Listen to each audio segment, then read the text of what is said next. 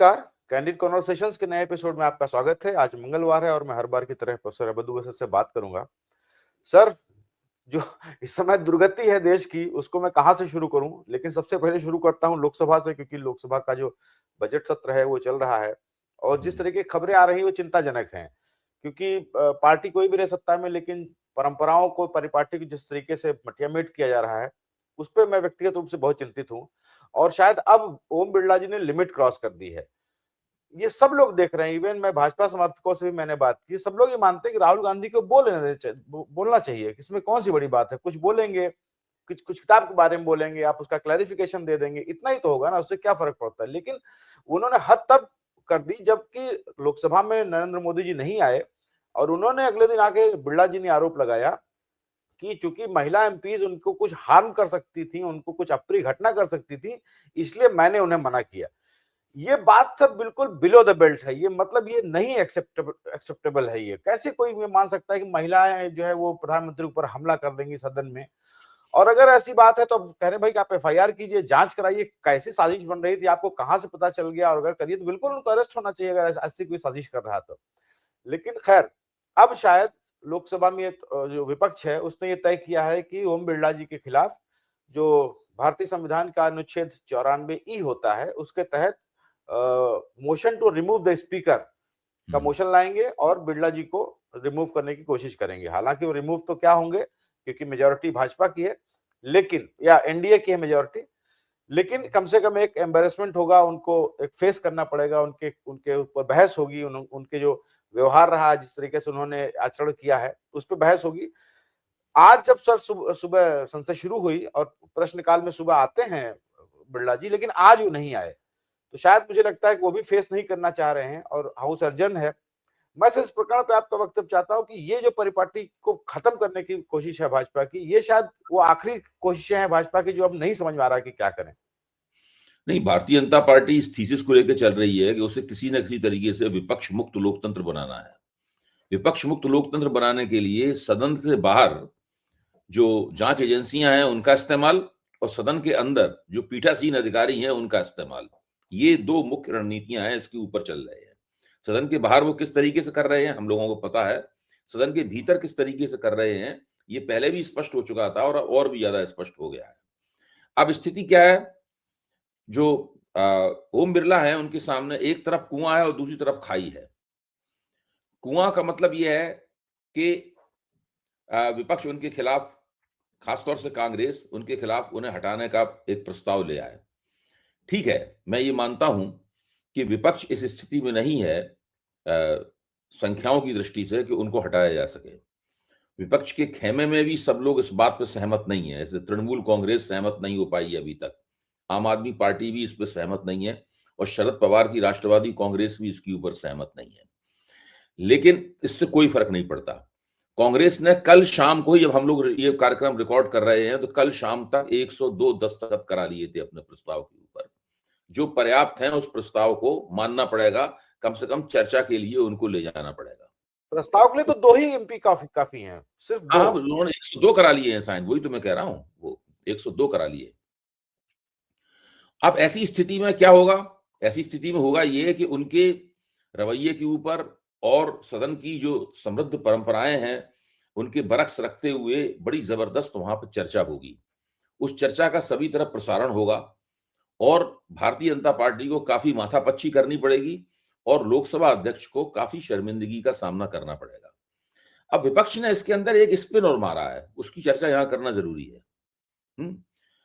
जब ये गतिरोध टूटे, इसके लिए जब विपक्ष के नेता वहां पे गए तो विपक्ष ने उनके सामने प्रस्ताव रखा कि हम केवल एक शर्त पर आपको हटाने का प्रस्ताव न लाने के बारे में सोच सकते हैं, सहमत हो सकते हैं, बशर्ते आप विपक्ष के कुछ नेताओं और वक्ताओं को ये इजाजत दे दीजिए कि वो खड़े होकर अपनी उन दिक्कतों के बारे में, अपनी उन पीड़ाओं के बारे में बोलें जो आपके व्यवहार से पैदा हुई हैं। आप देखिए ना, उनसे कहा गया है कि हमें आप कुछ, हमारे वक्ताओं को पहले से तय कर लीजिए कि इतने वक्ता बोलेंगे इतने समय तक, और हम लोग उन, आपने जो किया है हम लोग उसके ऊपर चर्चा करेंगे। आप किस तरह सदन की परंपराओं को भंग, तकरीबन एक तो है प्रस्ताव लाकर इनकी खिंचाई करना, दूसरा प्रस्ताव उनका विकल्प ये है कि बिना प्रस्ताव लाए इनकी खिंचाई करना। दोनों ही हालत में विपक्ष ये अधिकार प्राप्त करना चाहता है कि वो ओम बिरला ने जो किया है उसकी धज्जियां सदन के अंदर उड़ा दे। अब किरण रिजिजू संसदीय कार्य मंत्री हैं, वो भी एक तरह की दुविधा में फंसे हुए नजर आते हैं। किरण रिजिजू कहना यह है कि विपक्ष का रवैया यह है कि वो पहले अधिकार प्राप्त कर लेना चाहता है कि इतने हमारे वक्ता इतने समय तक बोलेंगे ही इस सवाल के ऊपर, और उसमें वो तरह तरह के आरोप लगाएगा, और जब हम लोग उनका जवाब देने के लिए उठे होंगे तब ये लोग हंगामा करेंगे, तब हम लोगों को बोलने नहीं देंगे, ये किसी कीमत पे मैं होने नहीं दूंगा। तो इस तरह से करके मुझे अभी बिल्कुल ताजा खबर नहीं पता है, अभी मंगलवार को ही ये इन चीजों का फैसला होकर इन लोगों को उसी के हिसाब से सदन में आना था।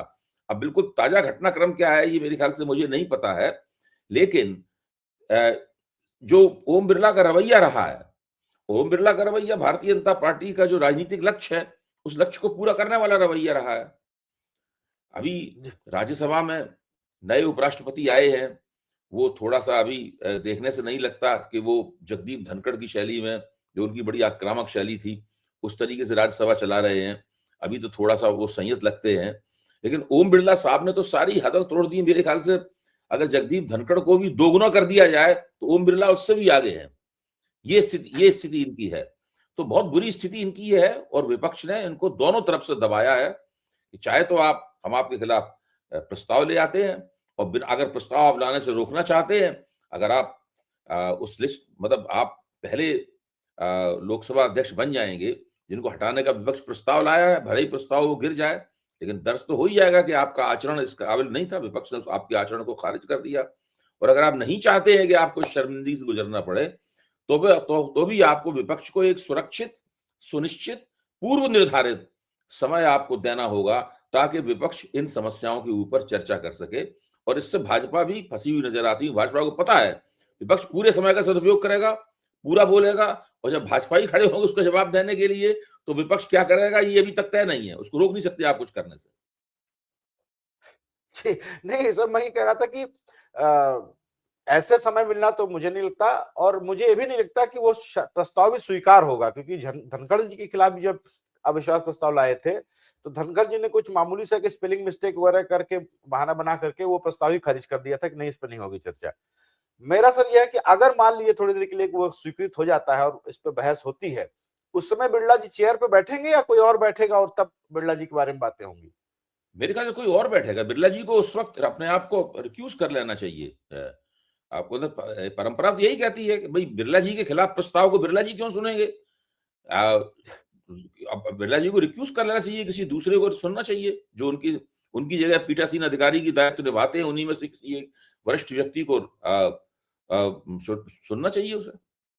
जी। अच्छा सर, मैं आपको बता दूं, जैसे आपने मेरे पिछले एपिसोड में कहा था कि जो जनरल नरवणे की किताब है वो अब उसकी फोटोकॉपीज बटेंगी, उस वो सोचो मतलब कहीं पढ़ डार्क रही वेब है में कि मेरे मिला पास ही करेंगे। है, मेरे पास है, मैं कम जी, से कम 100 अपने मित्रों को भेज चुका हूँ। तो वो बात आपकी सही निकली, उसका पीडीएफ सर्कुलेट हो रहा है। हालांकि दिल्ली पुलिस ने एक एफआईआर कर ली है कि इस पे कैसे अनपब्लिश बुक कैसे सर्कुलेट हो रही है।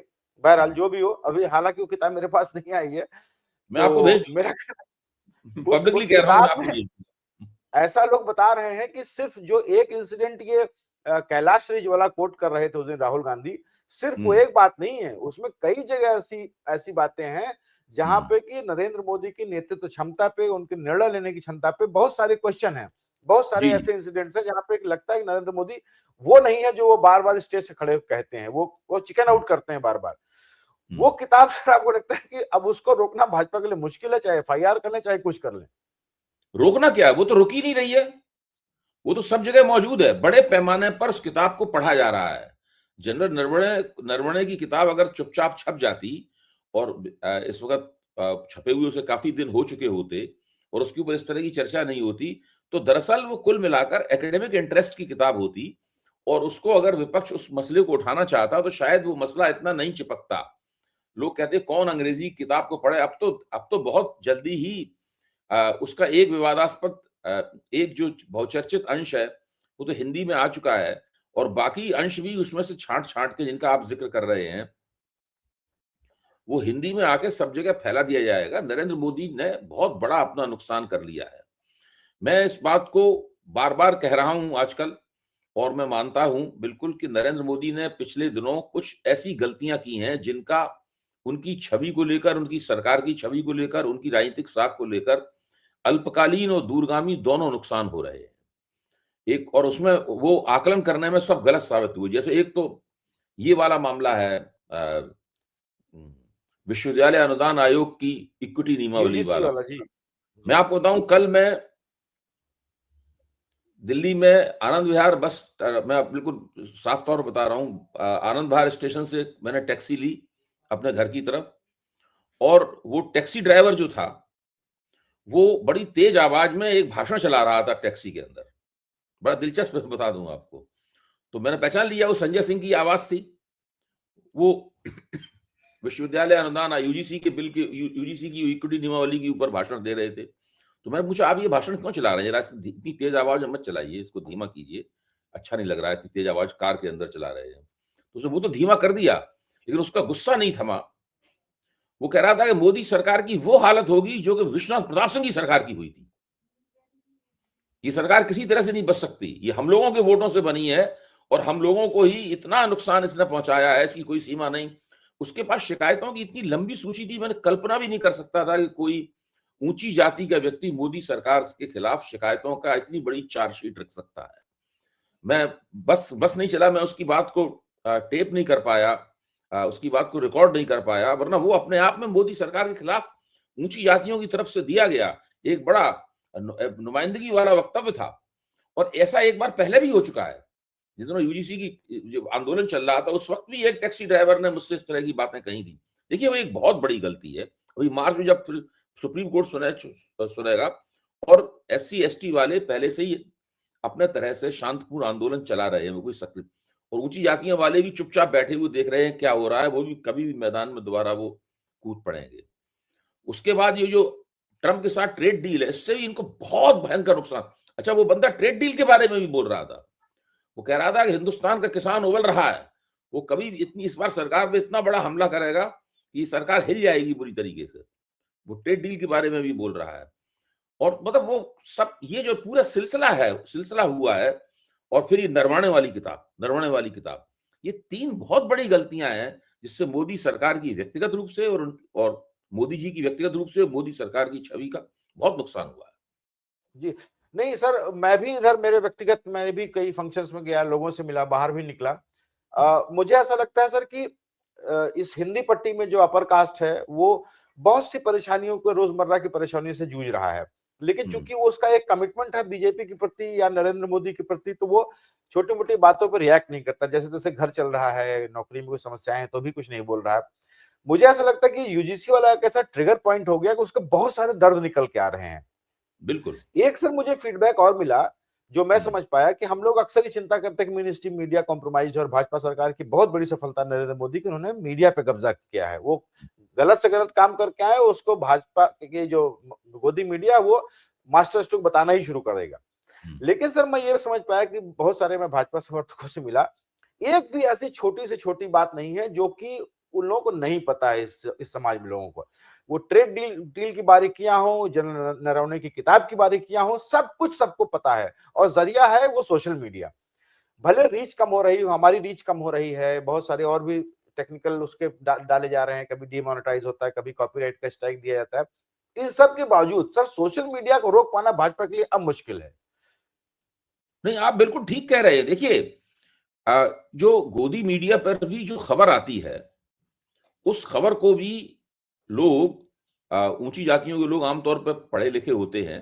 अब तो कमजोर जातियों में भी लोग बहुत पढ़े लिखे होने लगे हैं, और राजनीति की दृष्टि से कमजोर जातियां ज्यादा तेज दिमाग और बहुत वो बारीकी से चीजों को समझती हैं, और कम से कम अपने हितों को समझती हैं। तो ऐसा कोई फर्क नहीं रह गया है दोनों के बीच में। लेकिन ऊंची जातियों का जिक्र मैं और आप विशेष रूप से इसलिए कर रहे हैं कि ये लोग मोदी जी की भक्त मंडली के सदस्य बन गए थे, और बड़े मूर्खतापूर्ण अंदाज में बन गए थे। एक तो इनमें यह बात भी चिढ़ है कि इतने दिनों तक हमने इसका ढोल मजीरा लेके भजन किया, और इसने हमारे साथ ये सुलूक किया। अच्छा, और एक और बात है, आप उनकी बातचीत सुने, वो लोग कभी भी SC ST OBC के खिलाफ नहीं बोलते। नहीं। मैंने उन्हें कभी भी गाली देते हुए नहीं सुना कि ये दलितों को गाली दे रहे हैं या ओबीसी को गाली। मन में जो हो बा, हम हमारे पास ऐसा कोई बैरोमीटर नहीं है जो उनके मन में मन की हम के टेम्परेचर को नाप लें, लेकिन वो मुंह से कभी नहीं निकालते हैं। वो इस बात से सख्त नाराज हैं कि अच्छा, और वो अपने आप को मध्य वर्ग भी मानते हैं। जैसे कल वाला टैक्सी ड्राइवर ये कह रहा था कि हम तो मिडिल क्लास हैं। वो कास्ट के टर्म में नहीं कर, हम मिडिल क्लास हैं, इस बजट में हमको कुछ नहीं दिया और बजट में हमको कुछ नहीं दिया गया, ये बिल्कुल बेकार लोग हैं, कुछ नहीं। हमने उससे एक और बात पूछी जो मैं आपके साथ शेयर करना चाहता हूं। हमने देखा ये लोग तो बहुत बड़े पैमाने पर हिंदू बनाम मुसलमान कर रहे हैं और ये मानते हैं हिंदू बनाम मुसलमान करने से ये जो नाराजगियां हैं मिट जाएंगी। उन्होंने वो सब पहले कभी कुछ होता था, अब कुछ नहीं होने वाला है। बिल्कुल क्लियरली उसने जवाब दिया, कोई हिंदू बनाम मुसलमान से तय नहीं होगा कि चुनाव का नतीजा क्या होगा। ये पहले कभी होता था, अब नहीं होगा ये। तो मुझे लगता है कि ये जो पिछले 1-1.5 महीने के अंदर भारतीय जनता पार्टी से जो गलतियां हुई हैं, और ये गलतियां भाजपा चाहती तो इनको इनसे बच भी सकती थी, ऐसी बात नहीं है, इन सारी गलतियों से बच सकती थी भाजपा। लेकिन भारतीय जनता पार्टी ने अति आत्मविश्वास के चलते या जैसे कहते हैं कि गलत आकलन करने के चलते इन गलतियों को किया और फिर इनका प्रबंधन करने के चक्कर में और ज्यादा अपने लिए मुश्किलें पैदा कर ली अब परिस्थिति इनके हाथ से अब मुझे कम से कम निकलती हुई दिखाई पड़ती है। जी। नहीं सर, मुझे लगता है कि भाजपा भी उस अब सिंड्रोम का शिकार है जिस सिंड्रोम का शिकार कांग्रेस 2013-14 में थी।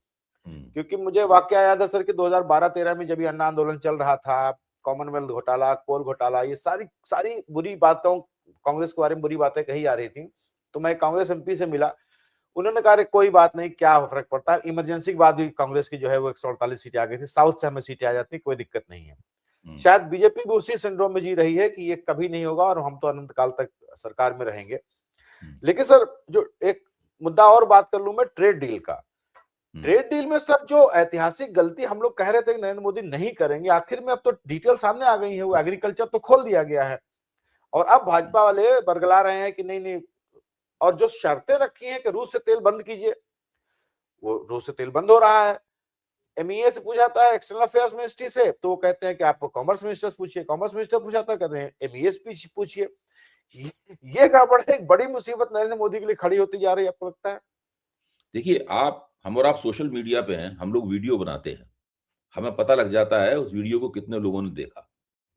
तुरंत हमें पता लग जाता है कि हमारी बात कितने लोगों तक पहुंची। ये टीआरपी ऐसा एक अजीब सा मामला नहीं है जो हमेशा संदिग्ध रहता है। बिल्कुल क्लियर है कि इतने लोगों ने हमें देखा, किस व्यक्ति ने कितनी देर तक देखा, किस व्यक्ति ने कब वीडियो बंद किया, सब हमें क्लिक थ्रू रेट के जरिए सब पता लग जाता है। तो जब हम ट्रेड डील के ऊपर किसी विशेषज्ञ के साथ में, साधारण लोग नहीं जो हवाई बातें करते हैं, किसी विशेषज्ञ के साथ में जब वीडियो बनाते हैं तो उसको लाखों लोग देख रहे हैं। मैं फिर से कह रहा हूं, वो लोग नहीं, जो वो पत्रकार नहीं जो अपने आप को हर विषय का विशेषज्ञ मानते हैं और वो एक तरफा बातें बोलते हैं, मैं उनकी बात नहीं कर रहा हूं। जो अर्थशास्त्री है और जटिल भाषा बोलता है, उसकी शब्दावली भी अलग तरह की है, अंग्रेजी शब्दों का भी इस्तेमाल करता है, लेकिन लोग उसका वीडियो ध्यान से देखते हैं और सुनते हैं ट्रेड डील के ऊपर। लोगों को पता है कि ट्रेड डील के ऊपर उनका अपना मुल्क का, हमारे देश की स्वतंत्रता का, हमारी प्रभुसत्ता है, संप्रभुता है, सबका भविष्य निर्भर है। अब आप सोचिए, ट्रंप ने एक एग्जीक्यूटिव ऑर्डर साइन किया था। उस एग्जीक्यूटिव ऑर्डर में लिखा हुआ था कि चूंकि हिंदुस्तान रूस से तेल खरीद रहा है और जो यूक्रेन के खिलाफ जो वॉर एफर्ट है रूस का, उससे उसके वॉर एफर्ट को मदद मिल रही है, इसलिए हम उसके ऊपर 25% का दंडात्मक टैरिफ लगाते हैं। ये एक एग्जीक्यूटिव ऑर्डर साइन किया था। फिर इसी एग्जीक्यूटिव ऑर्डर में जो बात लिखी हुई थी, जब सुप्रीम कोर्ट में ये मामला गया, तब ट्रंप सरकार ने सुप्रीम कोर्ट में भी यही तर्क दिया। इसलिए उसने कहा कि ये नेशनल इमरजेंसी वाला मामला है, इस नेशनल इमरजेंसी वाले मामले में हम उनके ऊपर दंडात्मक टैरिफ लगाने के लिए बिल्कुल हमें पूरा अधिकार मिलता है। अच्छा, अभी जब ट्रेड डील वाली बात हुई तो संयुक्त दृष्टिकोण पत्र पर हस्ताक्षर होने से ठीक पहले ट्रंप ने फिर एक एग्जीक्यूटिव ऑर्डर साइन किया। मैं ये बात, आप कह चुके हैं इस बात को, मैं इसको स्पष्ट कर देना चाहता हूं कि मामला है क्या। कितनी बेइज्जती हो रही है भारत की, और भारत की जो राष्ट्रीय संप्रभुता है वो कितनी खतरे में है, उसमें वो साफ तौर पर ट्रंप लिखता है कि अगर आपने रूस से तेल लेना बंद कर दिया है, इसलिए हम ये 25% हटा रहे हैं, लेकिन जैसे ही रूस से आप तेल लेना फिर शुरू करेंगे, हम ये 25% टैरिफ फिर लगा देंगे आपके ऊपर, यानी सशर्त है ये। और हाँ, वो अभी तक, मॉनिटरिंग की बात कर रहे हैं, वो कह रहे हैं कि हम अभी मॉनिटर तक, करेंगे। जी हाँ, अभी तक जो बाकी 25% लगाया उसको घटा के 18% नहीं किया है। यहां प्रचार चल रहा है, जश्न मनाया जा रहा है कि हम पर 18%, अभी तक नहीं हुआ है। वो 18% तब होगा जबकि ट्रेड डील होगी पूरी तरह। ट्रेड डील अभी दृष्टिकोण पत्र पर दस्तखत करने, जो फ्रेमवर्क का जो घोषणा पत्र है उस पर दस्तखत करने तक पहुंची है। इसके आधार पर एक एंटरिम ट्रेड डील होगी पहले, इसके आधार पर पहले एक अंतरिम ट्रेड डील होगी, फिर उस अंतरिम ट्रेड डील के आधार पर पूरी ट्रेड डील होगी, यानी अभी मंजिल दूर है।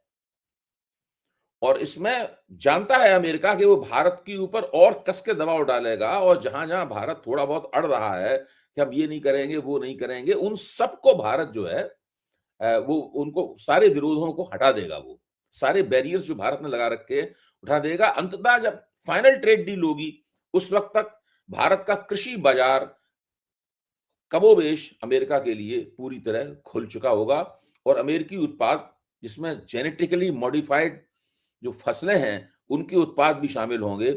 वो न केवल हमारे पशु खा रहे होंगे, देखिए है क्या कि चावल और मक्का को प्रोसेस करके उसमें से एथेनॉल निकाला जाता है। एथेनॉल निकालने के बाद में जो चीज बच रहती है, क्या डीजीटीएस ऐसी कुछ बोलते हैं उसको, है वो, चूंकि अमेरिका जीएम फसलों से निकालता है, जीएम मक्का और जीएम सोया और इनसे निकालता है, तो जो बचता है उसके अंदर भी जीएम एलिमेंट मौजूद है, जेनेटिकली मॉडिफाइड एलिमेंट मौजूद है। वो भारत को लेना पड़ेगा। उसके लिए अमेरिका ने स्पष्ट कर दिया है कि आपको अपना कानून बदलना पड़ेगा। अच्छा, वो बीज नहीं है, ये बात सही है। पीयूष गोयल का तर्क ये है कि साहब वो बीज नहीं है, उससे हमें क्या नुकसान हो सकता है, लेकिन वो बात को पूरी तरह बता नहीं रहे हैं। वो जब भारत आएगा तो वो क्या है, वो एनिमल फीड है, वो पशुओं का चारा है, और बहुत बड़े पैमाने पर भारत उसको खरीदेगा, उसकी मजबूरी है भारत को खरीदनी। तो वो क्या करेगा, भारत के पशु खाएंगे उसको। जब भारत के पशु खाएंगे, मवेशी खाएंगे, तो उन मवेशियों का मांस भी भारत खाएगा, और मवेशियों का दूध भी भारत पिएगा, उससे दही भी भारत इस्तेमाल करेगा। सारा जेनेटिकली मॉडिफाइड जो एलिमेंट है, तत्व हैं, वो सारे के सारे हम लोगों के सिस्टम में, हम लोगों के शरीर, हम लोगों की देह में, हम लोगों की जो जैविक प्रणाली है उसके अंदर जाएंगे। बिल्कुल, मैं आपको बता रहा हूं, एक ऐसा काम होने वाला है जिसकी आज तक नहीं हुआ था भारत में, और उसके लिए ये सरकार बाद में पछताएगी, और इस सरकार को अगर नहीं हटाया गया तो हमारी मौजूदा पीढ़ी और आने वाली पीढ़ियां इसके लिए पछताएंगी। जी, नहीं सर, मुझे भी लग रहा है कि नरेंद्र मोदी ने वो ऐतिहासिक गलती कर दी है जहां से कि वापसी नहीं है, और नरेंद्र मोदी को इसका खामियाजा भुगतना पड़ेगा। सर, एक खबर आई है कि 12 फरवरी से, परसों से किसानों का एक आंदोलन शुरू होने जा रहा है। बिल्कुल। और मैं सर जो समझ पा रहा हूँ कि बहुत सारे एक्टिविस्ट हमारे सर्किल में हैं, वो लोग ये कहते हैं कि पूरे देश में छोटे छोटे आंदोलन चल तो रहे हैं अलग अलग मुद्दों पे, कहीं यूथ का है, कहीं किसानों का है, कहीं किसी का है, लेकिन एक बड़ा आंदोलन नहीं हो पा रहा है, और नरेंद्र मोदी की सरकार के खिलाफ एक बड़े आंदोलन की आवश्यकता है। आपको लगता है सर कि पिछले हम लोग 1 महीने की जो घटनाएं देख रहे हैं, और किसान आंदोलन अगर ये सुलगना शुरू होता है, तो ये बड़ा आंदोलन का रूप ले सकता है, और नरेंद्र मोदी की सरकार के लिए बड़ी दिक्कत होगी इससे? देखिए, अगर विपक्ष ने इस पूरे मसले को और ठीक से विपक्ष पूरे मसले से ठीक से निपटा, और इन्होंने एक समझदारी पूर्ण रणनीति बनाई, तो मेरा मानना है कि इस वक्त नरेंद्र मोदी की सरकार को अगले 6 महीने के भीतर 6 महीने में ज्यादा समय बता रहा हूं, 2-3 महीने के भीतर बहुत ही गंभीर संकट में नरेंद्र मोदी की सरकार फंस सकती है। अच्छा, ऊंची जातियों में, खासतौर से ऊंची जातियों का जो राजपूतों वाला हिस्सा है, वो अब स्पष्ट रूप से ये कहता नजर आता है। संयोग से जिन 2 ड्राइवरों से मैंने मुलाकात की, वो दोनों राजपूती थे। मैंने उनसे नाम भी पूछा उनका, है। ये जातिवाद वाला सवाल नहीं है, ये भारतीय राजनीति की हकीकत है। वो साफ तौर पर कह रहे हैं कि मोदी को अब इस्तीफा दे देना चाहिए, और योगी को प्रधानमंत्री पद पर बैठा देना चाहिए। भाई, उनकी उनकी राय है अपनी, वो देश के वो है, हाँ वो उनको पूरा अधिकार है ये सोचने का भाई कौन उसके बेहतर। हमें हमें योगी आदित्यनाथ पसंद नहीं है या नरेंद्र मोदी पसंद नहीं, उससे क्या फर्क पड़ता है। आम मतदाता किस तरह सोच रहा है हमें देखना चाहिए। आप सोचिए देश में ऊंची जातियों की जो 8-9%, 5-6% जो आबादी का बड़ा हिस्सा है, वो हिस्सा अभी तक भारतीय जनता पार्टी का कट्टर समर्थक हुआ करता था। और योगी आदित्यनाथ का कम से कम इतना योगदान तो है ही भाजपा की राजनीति में कि उन्होंने इस धड़े को, जो कि इतना कट्टर समर्थक नहीं होता था, ब्राह्मण ज्यादा कट्टर समर्थक होते थे, बनिया ज्यादा कट्टर समर्थक होते थे, इसीलिए भाजपा को हम लोग चलताऊ भाषा में ब्राह्मण बनिया पार्टी बोलते थे। हम लोग ब्राह्मण राजपूत पार्टी या ब्राह्मण राजपूत पार्टी नहीं बोलते थे। उन राजपूतों को भी इनके साथ में ले आए हैं। तो ये चीज जो है ना, ये भारतीय जनता पार्टी को बहुत परेशान करने वाली है, बहुत मुश्किल पहुंचाने वाली है। और ये चीज योगी आदित्यनाथ की दावेदारी को मजबूत करती है। उनको हटाने में इन लोगों की अक्षमता और ज्यादा बढ़ जाएगी। और जो चुनौतियां हैं इस सरकार के लिए, आंतरिक चुनौतियां बहुत बड़े पैमाने पर बढ़ेंगी। तो भाजपा ने ऐसा काम किया। अच्छा, जो भाजपा समर्थक सोशल मीडिया के यूट्यूबर्स हैं, वो भी इस बात को समझ रहे हैं। आप देखिए उनमें से कई ऐसे हैं जो खुल के इस बात को कह रहे हैं कि बहुत बड़ी गड़बड़ हो गई है, सारा बैलेंस बिगड़ गया है। बार बार कहते हैं संतुलन बिगड़ गया है, बड़ी गड़बड़ हो गई है। ये या तो ये की साजिश का परिणाम है, पता नहीं क्यों नहीं इसको ठीक कर रहे हो लोग, समझ में नहीं आ रहा। वो लोग बहुत बेचैन है इस बात से, क्योंकि अगर ये सरकार हट जाती है तो लोगों का भी सब कुछ छिन जाएगा। जी। सर मैं एक आखिरी सवाल आपसे कर लूं असम के ऊपर। जी। असम का सर एक भाजपा असम ने एक अपने ट्विटर हैंडल पे एक बड़ा ही आपत्तिजनक वीडियो लगाया, जिसमें उन्होंने दिखाया कि जो हिमंता बिस्वा शर्मा चीफ मिनिस्टर हैं, वो एक बड़ी राइफल से, असॉल्ट राइफल से एम कर रहे हैं और मुसलमानों के ऊपर गोली चला रहे हैं। और उसका कैप्शन लिखा गया पॉइंट ब्लैंक शॉट। अब बाद में वो हल्ला हुआ तो वो हट गया, लेकिन जैसा कि आशुतोष जी ने कहा कि इस वीडियो को डाउनलोड करके पूरी दुनिया को दिखाना चाहिए कि भाजपा क्या है। लेकिन सर असम में अब हिमंता बिस्वा शर्मा ने वहां के जो गौरव गोगोई हैं कांग्रेस के नेता, उनके ऊपर जो है आरोप लगाना शुरू कर दिया कि इनकी पत्नी का कुछ बता रहे हैं कि पाकिस्तानी कनेक्शन है या सीआईए कनेक्शन है। असम की स्थिति सर आपको कुछ पता चल पा रही है कि भाजपा वहां इतनी खराब हालत में है कि ऐसे वीडियो जारी करने पड़ रहे हैं? देखिए वहां पर ये तो लग रहा है हेमंत बिस्वा शर्मा को और भाजपा को लग रहा है कि इस वक्त कांग्रेस को जिस तरीके से पिछले चुनावों में इन्होंने हरा लिया, इस तरीके से कांग्रेस अब उतनी कमजोर स्थिति में नहीं है। कांग्रेस ने अपने पत्ते भी, मुझे लगता है, वो ठीक तरीके से खेल रही है। और गौरव गोगोई उसके पूरे चुनावी मुहिम के केंद्र में होने वाले हैं, क्योंकि असम के बारे में जो कुछ भी कांग्रेस की रणनीति वगैरह घोषित होती है वो गौरव गोगोई ही घोषित करते हैं। और संसद में भी उनको एक प्रमुख वक्ता के रूप में हर बार पेश किया जाता है, हम देख रहे हैं।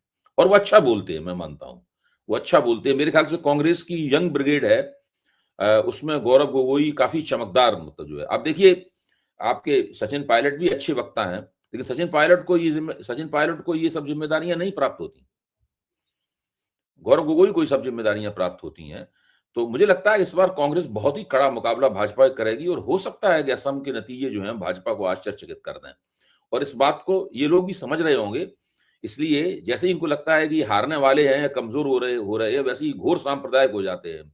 और हेमंत बिस्वा शर्मा तो वैसे भी घोर सांप्रदायिक है ही, तो वो उसी तरीके से उसी तरह की हरकतें वो कर रहे हैं। तो इससे ये अंदाजा लगाया सकता है कि भाजपा काफी विचलित है वहां पर। जी।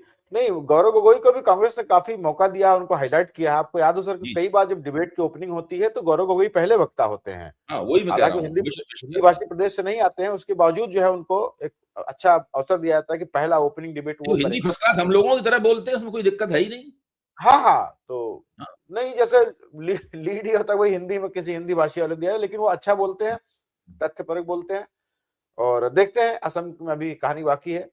तो आज के लिए सर इतना ही समय था हमारे पास, और हमसे बात करने के लिए धन्यवाद, और दर्शकों का भी बहुत बहुत धन्यवाद। Thank you so ji. Much. हाँ।